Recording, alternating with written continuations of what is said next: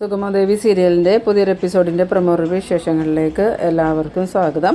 അങ്ങനെ നമ്മളുടെ DYSP കുരുവിളയുടെ തൊപ്പി തെറിക്കുന്ന ഒരു എപ്പിസോഡാണ് ഇന്ന് വരാൻ പോകുന്നത്. എന്തായാലും ദേവികയും ശാരികയും വന്നതിന് ശേഷം മാധവനോടും രാധികയോടും എല്ലാ സത്യങ്ങളും തുറന്നു പറയുന്നുണ്ട്.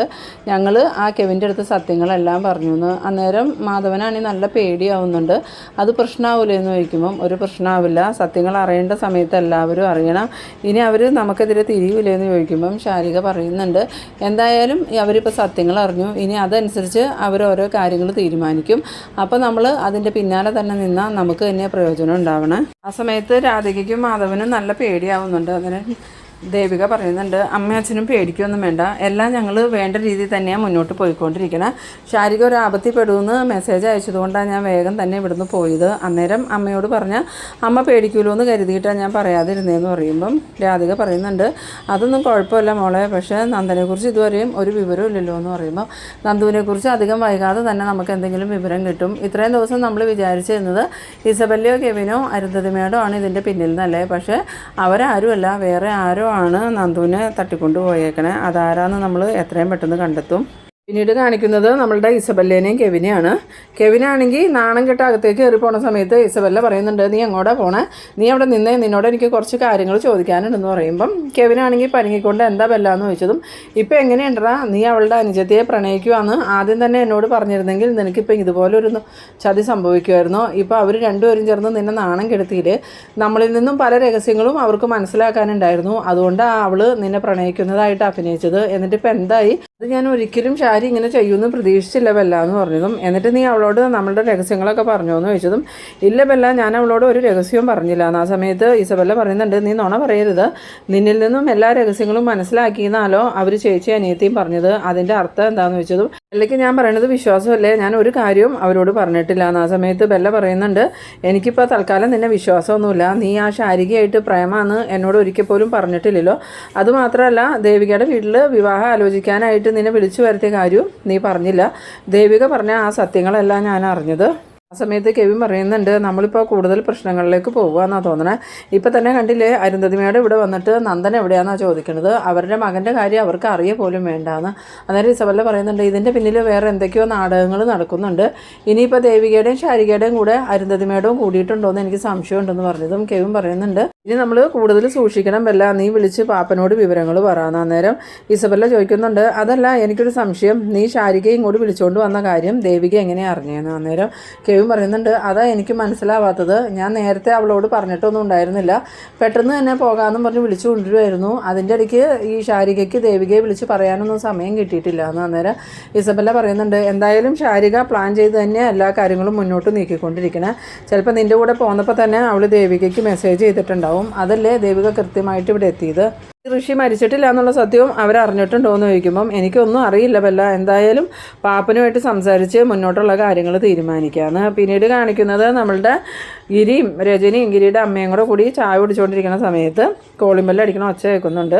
ആ സമയത്ത് ഗിരീഷൻ പറയുന്നുണ്ട് ഈ സമയത്ത് ആരായിരിക്കും വന്നേക്കണേ, നീ ഒന്ന് പോയി വാതിൽ തുറക്ക് രജനി എന്ന് പറഞ്ഞതും രജനി ചെന്ന് വാതിൽ തുറന്നിട്ട് ആ പ്രകാശ് അറിഞ്ഞോ കയറി വാന്നും പറഞ്ഞ് വിളിക്കുമ്പം ഈ ഗിരീഷ് വേഗം തന്നെ പ്രകാശിൻ്റെ സൗണ്ട് കേട്ടിട്ട് ഇവൻ എന്തിനാ വീണ്ടും വന്നതെന്ന് ചോദിച്ച് എഴുന്നേറ്റ് ചെല്ലുന്നുണ്ട്. എന്നിട്ട് ചോദിക്കുന്നുണ്ട് നീ എന്താടാ വീണ്ടും വന്നേ, നീ അപ്പോൾ പരോൾ കഴിഞ്ഞ് പോയില്ലേ എന്ന് ചോദിക്കുമ്പം അത് ഗിരീഷേട്ടാ നിങ്ങൾക്ക് കുറച്ച് ഓണക്കോടിയൊക്കെ തന്നിട്ട് പോകാമെന്ന് വിചാരിച്ച് ഞാൻ വന്നതാന്ന് പറഞ്ഞതും ഗിരീഷിൻ്റെ അമ്മ പറയുന്നുണ്ട് നീ ജയിലിലല്ലേ, അപ്പം പിന്നെ നിനക്ക് പൈസ എവിടെ നിന്നാന്ന് ചോദിക്കുമ്പം ജയിലിൽ പോയി എന്ന് കരുതി നേരത്തെ സമ്പാദ്യമൊക്കെ എൻ്റെ കയ്യിലില്ലേ അപ്പച്ചി, അത് വെച്ചിട്ടാണ് ഞാൻ വാങ്ങിയത്, ഇനി ഒരിക്കൽ കൂടി നമ്മൾ തമ്മിൽ നേരിട്ട് കണ്ടില്ലെങ്കിലോ, അത് മാത്രമല്ല ഓണായിട്ട് നിങ്ങൾക്ക് എന്തെങ്കിലും തരാതെ പോയാൽ അതെനിക്ക് വിഷമമായിരിക്കും.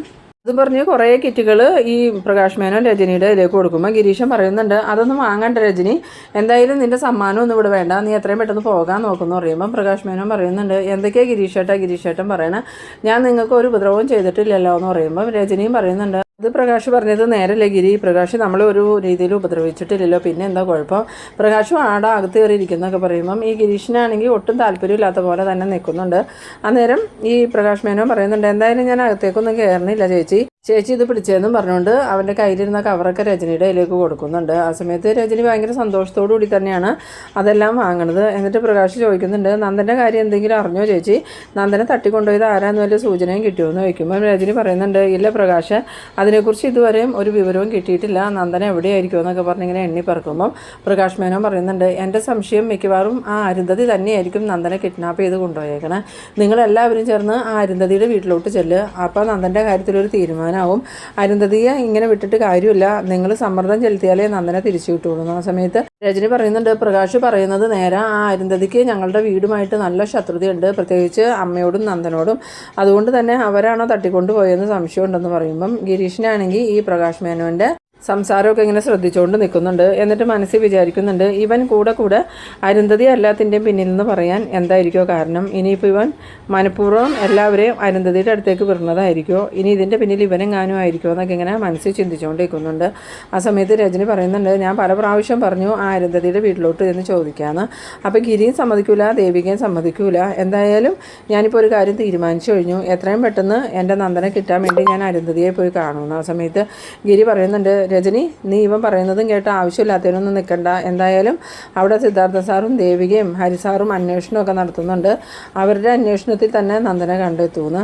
ആ സമയത്ത് പ്രകാശ് മേനോൻ പറയുന്നുണ്ട്, കുറേ ദിവസമായില്ലേ ഗിരിയേട്ട അന്വേഷണം തുടങ്ങിയിട്ട്, എന്നിട്ട് ഇതുവരെ നന്ദനെക്കുറിച്ച് എന്തെങ്കിലും ഒരു വിവരമുണ്ടോ? ഇനിയിപ്പോൾ അവർ നന്ദനെ കൊന്നു കളഞ്ഞാലോ എന്ന്. ആ സമയത്ത് രജനിയാണെങ്കിൽ പേടിയോടുകൂടി എന്തൊക്കെയാണ് പ്രകാശ് പറയണേ, എൻ്റെ നന്ദനൊന്നും സംഭവിക്കില്ല എന്നൊക്കെ പറഞ്ഞിങ്ങനെ നിന്ന് കരയുന്നുണ്ട്.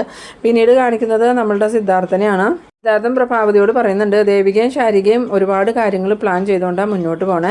അതിൻ്റെ ഇടയ്ക്ക് ദേവികയെ താൻ കൂടെ കുത്തി നോവിക്കരുത്, അവൾക്കത് വലിയ ബുദ്ധിമുട്ടാവും എന്ന് പറയുമ്പോൾ പ്രഭാവതി പറയുന്നുണ്ട്, കാര്യങ്ങളൊക്കെ എനിക്ക് അറിയാൻ സിദ്ധു, എന്നാലും എനിക്ക് ചില സമയത്ത് വിഷമം വരും. ആ സമയത്ത് ഞാൻ അറിയാതെ ദേവികയെ ഓരോന്ന് പറയണത്, അല്ലാതെ എനിക്ക് ദേവികയോട് പ്രത്യേകിച്ച് ഇഷ്ടക്കുറവൊന്നുമില്ല എന്ന് പറയുന്നത് സിദ്ധാർത്ഥൻ പറയുന്നുണ്ട്. എന്തായാലും ദേവിക ഇപ്പോൾ കാര്യങ്ങൾ ഏകദേശം നന്ദൻ്റെ അടുത്തേക്ക് എത്തിച്ചിട്ടുണ്ട്. ഇനി അധികം വൈകാതെ തന്നെ നമുക്ക് നന്ദനെ കണ്ടെത്താൻ പറ്റുമെന്ന് പറയുമ്പോൾ പ്രഭാവതി പറയുന്നുണ്ട്, എത്ര ദിവസമായി സിദ്ധു നമ്മളുടെ മോനെ കാണാതായിട്ട്? പോലീസിൻ്റെ ഭാഗത്ത് നിന്ന് ഒരു അന്വേഷണവും ഇല്ലല്ലോ എന്ന് പറയുമ്പോൾ സിദ്ധാർത്ഥൻ പറയുന്നുണ്ട്, ആരാ പറഞ്ഞ അന്വേഷണം ഇല്ലയെന്ന്? ഷാഡോ പോലീസ് ഊർജിതമായി തന്നെ അന്വേഷിക്കുന്നുണ്ട്, പക്ഷേ അത് മറ്റാർക്കും മനസ്സിലാവണില്ല എന്നുള്ളൂ. അതിൻ്റെ റിപ്പോർട്ട് അപ്പോൾ ദേവികയ്ക്ക് കിട്ടുന്നുമുണ്ട്. എന്തായാലും ഞാനൊന്ന് DGPനെ വിളിച്ച് നോക്കട്ടെ എന്നും പറഞ്ഞ് സിദ്ധാർത്ഥൻ ഫോൺ എടുത്ത് DGPക്ക് വിളിക്കുന്നുണ്ട്. DGP ഫോൺ എടുത്തതും സിദ്ധാർത്ഥനോട് എന്താ സാറേ എന്ന് ചോദിക്കുമ്പം, അത് ഞാനൊരു കാര്യം പറയാനാണ് വിളിച്ചത്, എത്ര ദിവസമായി എൻ്റെ മകൻ നന്ദനെ കാണാതായിട്ട്, എന്നിട്ട് ഇതുവരെയും അതിനെക്കുറിച്ച് എന്തെങ്കിലും ഒരു വിവരം കിട്ടുമെന്ന് ചോദിച്ചതും DGP പറയുന്നുണ്ട്, ഞാൻ ആ കുരുവിളയോട് പറഞ്ഞിട്ടുണ്ടായിരുന്നല്ലോ, കുരുവിള ഒന്നും പറഞ്ഞില്ലേ എന്ന് ചോദിച്ചതും അയാൾ അന്വേഷണം ഉഴപ്പാണെന്നാണ് എനിക്ക് തോന്നുന്നത്. ആദ്യം മുതലേ അയാൾക്ക് ഈ അന്വേഷണത്തിൽ വലിയ താല്പര്യമൊന്നും ഉണ്ടായിരുന്നില്ല, അതുകൊണ്ടാണ് ഞാൻ സ്പെഷ്യൽ ടീമിനെ ഏൽപ്പിക്കണമെന്ന് പറഞ്ഞത്. അപ്പം മിനിസ്റ്റർക്കും CMനും അത്ര താല്പര്യം ഉണ്ടായിരുന്നില്ല. എന്തായാലും സാർ ഇടപെട്ട് അന്വേഷണം ഒന്ന് ഊർജിതമാക്കണം. ആ സമയത്ത് DGP പറയുന്നുണ്ട്, എന്തായാലും ഞാൻ ഇന്ന് തന്നെ ആ DYSPനെ കണ്ട് സംസാരിക്കാം. ഇനിയിപ്പോൾ അയാൾ അന്വേഷണം ഉഴപ്പണയാണെങ്കിൽ മിടുക്കന്മാരായ ഉദ്യോഗസ്ഥന്മാർ ഇഷ്ടംപോലെ ഉണ്ട്, നമുക്ക് അവരെ ആരെങ്കിലും അന്വേഷണം ഏൽപ്പിക്കാം. ആ സമയത്ത് ഈ സിദ്ധാർത്ഥൻ പറയുന്നുണ്ട്, എന്തായാലും എൻ്റെ മകനെ എത്രയും പെട്ടെന്ന് കണ്ടെത്തണം സാറെന്ന്. പിന്നീട് ഫോൺ വെച്ചതും പ്രഭാവതി ചോദിക്കുന്നുണ്ട്, DGP എന്താ സിദ്ധു പറഞ്ഞതെന്ന് ചോദിച്ചതും ആ DYSP കുരുവിളേനെ മാറ്റിയിട്ട് വേറെ ഏതെങ്കിലും ഉദ്യോഗസ്ഥനെ വയ്ക്കാമെന്ന് പറഞ്ഞിട്ടുണ്ടെന്ന്. അന്നേരം പ്രഭാവതി പറയുന്നുണ്ട്, ഇത്രയും നാളും ആ DYSPയെ അന്വേഷണ ചുമതല ഏൽപ്പിച്ചത് തന്നെ മണ്ടത്തരമായിപ്പോയി, അയാളുടെ സ്വഭാവം അറിഞ്ഞപ്പോഴെങ്കിലും അയാളെ മാറ്റിയിട്ട് വേറെ സ്പെഷ്യൽ ഉദ്യോഗസ്ഥനെ വയ്ക്കണമായിരുന്നു എന്ന് പറയുമ്പോൾ സിദ്ധാർത്ഥൻ പറയുന്നുണ്ട്, ഇതെല്ലാം ദേവികയുടെ ഒരു പ്ലാനാണ്, എന്തായാലും ദേവിക പ്ലാൻ ചെയ്തതുപോലെ തന്നെ കാര്യങ്ങൾ മുന്നോട്ട് പോട്ടെ എന്ന്. പിന്നീട് കാണിക്കുന്നത് നമ്മളുടെ ഇസബല്ലയും DYSPയും കെവിനും കൂടി നിൽക്കുന്ന സമയത്ത് DYSPയുടെ ഫോണിലേക്ക് DGPയുടെ കോൾ വരുന്നുണ്ട്. കോൾ എടുത്ത് നോക്കിയതും DGPയെ വിളിക്കണമെന്ന് പറഞ്ഞ് വേഗം തന്നെ കുരുവിള ഫോൺ അറ്റൻഡ് ചെയ്തതും താനിത് എവിടെയാണോ എന്ന് ചോദിക്കുന്നു. അപ്പം കുരുവിള പറയുന്നുണ്ട്, ഞാൻ വീട്ടിലാണ്, എനിക്ക് വീട്ടിൽ അടയിരിക്കാൻ വേണ്ടിയിട്ടാണോ സർക്കാർ ശമ്പളം തന്നത്? ആ നന്ദൻ്റെ മിസ്സിംഗ് കേസ് അന്വേഷിക്കാൻ പറഞ്ഞിട്ട് എത്ര ദിവസമായി, ഇതുവരെയും അതിനെക്കുറിച്ച് ഒരു തുമ്പും കിട്ടിയില്ലല്ലോ. ആ സമയത്ത് DYSP പറയുന്നുണ്ട്, സാറ് ഞാൻ അന്വേഷിക്കുന്നുണ്ടെന്ന് പറഞ്ഞതും അതെനിക്ക് മനസ്സിലായി, ആദ്യം മുതലേ താൻ ഈ കേസിനോട് വലിയ താല്പര്യം കാണിച്ചില്ല, അന്വേഷണം ആദ്യം മുതലേ ഉഴപ്പുമായിരുന്നു എന്ന് സിദ്ധാർത്ഥനും വിളിച്ചു പറഞ്ഞു. എന്തായാലും ഇനി താൻ ഈ അന്വേഷണവുമായിട്ട് മുന്നോട്ട് പോകണമെന്ന് എനിക്ക് താല്പര്യമില്ല, തന്നേക്കാളും മിടുക്കരായ ഒരുപാട് ഉദ്യോഗസ്ഥന്മാർ ടീമിലുണ്ട്, ഞാൻ അവരെ ആരെങ്കിലും അന്വേഷണം ഏൽപ്പിച്ചോളാം എന്ന് പറഞ്ഞതും ഈ കുരുവിള പറയുന്നുണ്ട്, സാറേ എനിക്ക് ഒരാഴ്ചത്തെ സമയം കൂടി തന്നാൽ മതി, അതിനുള്ളിൽ ഞാൻ നന്ദനെ കണ്ടെത്തി തരാമെന്ന് പറഞ്ഞതും ഈ DGP പറയുന്നുണ്ട് എന്നാൽ താൻ എൻ്റെ ഓഫീസിലേക്കൊന്ന് വാങ്ങാം. അങ്ങനെ ഫോൺ കട്ട് ചെയ്തതും ഈ കുരുവിള ഇസബല്ലയോടും കെവിനോടും പറയുന്നുണ്ട് കാര്യങ്ങൾ നമ്മൾ ഉദ്ദേശിച്ചിടത്തൊന്നും നിൽക്കില്ല, ഇപ്പം തന്നെ കാര്യങ്ങൾ കൈവിട്ടു പോയി, ഇനിയും നന്ദനെ കണ്ടെത്തിയില്ലെങ്കിൽ മിക്കവാറും എന്നെ ഡിപ്പാർട്ട്മെൻറ്റ് സസ്പെൻഡ് ചെയ്യുകയോ ഡിസ്മിസ് ചെയ്യുകയോ ചെയ്യും. അതിനു മുമ്പ് എങ്ങനെയെങ്കിലും നന്ദനെ കണ്ടെത്തണം, നിങ്ങൾക്ക് നന്ദനെക്കുറിച്ച് എന്തെങ്കിലും അറിയുമെങ്കിൽ എത്രയും പെട്ടെന്ന് എന്നെ അറിയിക്കാൻ പറയണം. അന്നേരം ഇസബല്ലയും കെവിനും പറയുന്നുണ്ട് എന്തൊക്കെയാണ് പറയണേ, ഞങ്ങൾക്ക് അറിയില്ലാത്തതുകൊണ്ടല്ലേ ഇത്രയും പ്രശ്നങ്ങളായ, ഞങ്ങൾക്ക് നന്ദന എവിടെയാണെന്ന് അറിയാമായിരുന്നെങ്കിൽ ഞങ്ങൾ ഈ പ്രശ്നങ്ങളൊക്കെ ഇപ്പോൾ പരിഹരിക്കൂലായിരുന്നു എന്ന്. പിന്നീട് കാണിക്കുന്നത് നമ്മളുടെ DGPയുടെ ഓഫീസിലേക്ക് ഈ DYSP കുരുവിള ചെല്ലാണ്. കുരുവിളയെ കണ്ടതും DGP ചോദിക്കുന്നുണ്ട് താൻ എവിടെയായിരുന്നു, താൻ ഫുൾ ടൈം വീട്ടിൽ തന്നെയാണെന്ന് ചോദിച്ചതും ഇല്ല സാറേ അത്യാവശ്യമായിട്ട് ഞാൻ വീട് വരെ ഒന്ന് പോയതാണ്. ആ സമയത്ത് DGP പറയുന്നുണ്ട് തന്നോട് ഞാൻ പറഞ്ഞിട്ടുണ്ടായിരുന്നു MLAയുടെ ഭർത്താവിനെ കാണാതായേക്കണേ, എത്രയും പെട്ടെന്ന് അതിനൊരു തീരുമാനം ഉണ്ടാക്കണമെന്ന്.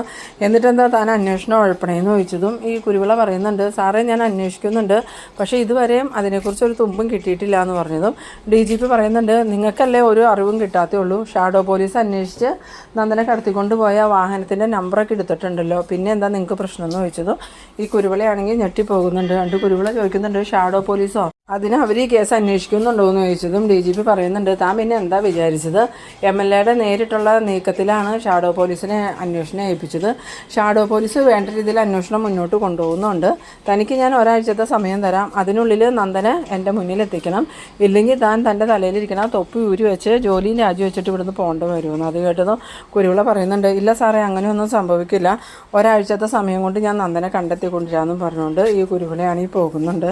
പിന്നീട് കാണിക്കുന്നത് നമ്മളുടെ അരുന്ധതിയുടെ വീട്ടിൽ അരുന്ധതി ആണെങ്കിൽ ഇങ്ങനെ ആകെ ടെൻഷനിലിരിക്കുകയാണ്, ഋഷിയെക്കുറിച്ച് ഇതുവരെയും ഒരു വിവരവും ഇല്ലല്ലോ എന്നോർത്ത്. ആ സമയത്താണ് ഒരു വണ്ടി വരണ വച്ചേക്കണേ, ഇതാരായിരിക്കും ഇപ്പോൾ വന്നതെന്നും പറഞ്ഞ് അരുന്ധതി ഇറങ്ങി വരുമ്പോൾ അവരിൽ നിന്നും പുറത്തേക്ക് ഇറങ്ങി വരുന്നത് DYSP കുരുവിളയാണ്. കുരുവിളയെ കണ്ടതും ഇയാളെന്താ ഇവിടെ, ഇനിയിപ്പോൾ മരുമകൾക്ക് വേണ്ടി സപ്പോർട്ട് പറയാൻ വന്നതായിരിക്കും എന്നൊക്കെ ഇങ്ങനെ ആലോചിച്ചുകൊണ്ട് പുറത്തേക്ക് ഇറങ്ങിയിട്ട് സാറെന്താ സാറേ ഇവിടെയെന്ന് ചോദിച്ചതും അതെനിക്ക് മേഡത്തോട് കുറച്ച് സംസാരിക്കാനുണ്ടെന്ന് പറയണം. ആ സമയത്ത് അരുന്ധതി ചോദിക്കുന്നുണ്ട് എന്ത് സംസാരിക്കാനാണെന്ന് ചോദിച്ചതും നന്ദനെ കാണാനില്ല, അതിനെക്കുറിച്ച് എനിക്ക് മേഡത്തോട് സംസാരിക്കാനുള്ളതെന്ന് പറഞ്ഞതും അരുന്ധതി പറയുന്നുണ്ട് അതിന് എൻ്റെ അടുത്ത് എന്ത് സംസാരിക്കാനാ, നന്ദനെ കാണാത്തതിന് ഞാൻ എന്ത് ചെയ്യാനാന്ന് ചോദിച്ചതും മേഡത്തെ സംശയമുണ്ട്, എനിക്ക് മാത്രമല്ല പലർക്കും സംശയമുണ്ട്, അതുകൊണ്ട് മേഡത്തെ കസ്റ്റഡിയിലെടുത്ത് ചോദ്യം ചെയ്യാനാണ് ഞാൻ വന്നേന്ന്. അന്നേരം അരുന്ധതി പറയുന്നുണ്ട് എന്നെയല്ല കസ്റ്റഡിയിൽ എടുക്കേണ്ടത്, ആദ്യം നിങ്ങൾ കസ്റ്റഡിയിൽ എടുക്കേണ്ടത് ആ ഇസബല്ലേനെയും കെവിനെയും, അവരോട് ചോദിച്ചാൽ അവർ തത്ത പറയും പോലെ സത്യങ്ങളെല്ലാം പറയും, അവർക്കറിയാം നന്ദന എവിടെയാണ്.